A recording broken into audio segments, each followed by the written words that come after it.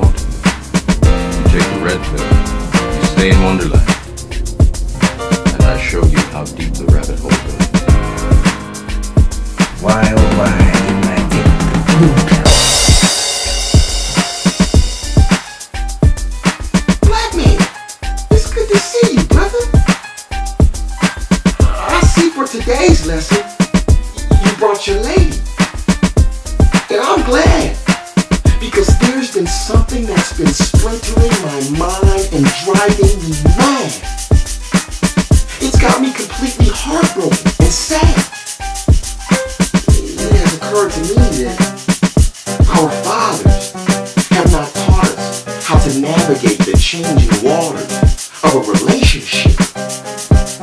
So to facilitate your healing, I want to address this mind trip. What you both need to know is that we're way too quick to abandon ship.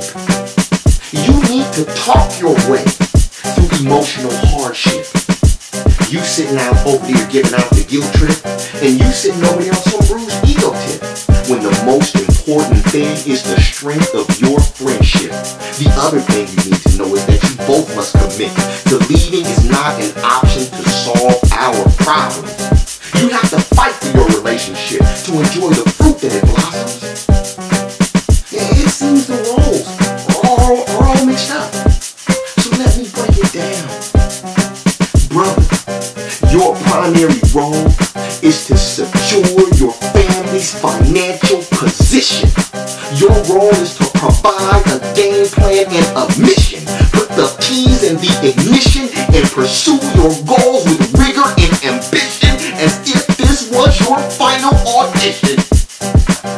Now sometimes in your role, you'll have to play the politician, sitting down at the table to negotiate with your wife without precondition, and sometimes this negotiation will end in your submission, and that's okay because she provides you with love and emotional nutrition. In order to secure your family's future, you might have to spend some cash on tuition to pick up the mental ammunition you need to finish this expedition. Are you kidding me? Barack has scheduled the barriers for demolition. What your father didn't teach you is, the woman, she's always going to drive you crazy. And that's okay. Because not only is she the one pushing you when you're lazy, she's the one mashing your potatoes and pouring your gravy. She's the one that's going to be pushing you in the wheelchair when you're 80. She has the most important task of taking care of your baby. And all she asks is that you treat her like a lady. Sister, what your father was not around to tell you is, that no matter what shape and size you are, you're worthy of respect, and you have something good to offer this earth. Sister, you need to begin to feel a greater sense of self-worth. You need to command and demand respect when you walk in a room. And don't just assume that every buffoon in a slick ride and fancy costume is worthy enough to consume the radiance of your mind, your body, and your soul. I digress. Back to defining your role. What your man needs is for you to treat him like a man. He needs you to stand in his corner and cheer like his biggest fan.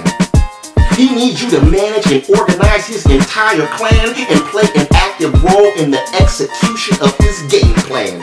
What I'm telling you is that you need to help shape and mold your man into the man you want him to be, the guy holding the dishpan or the guy in a position to negotiate an arms man in a foreign land with unruly Afghans. The bottom line is, the support system you provide is required to make this team function. Since the election, I consider this culture in a state of reconstruction.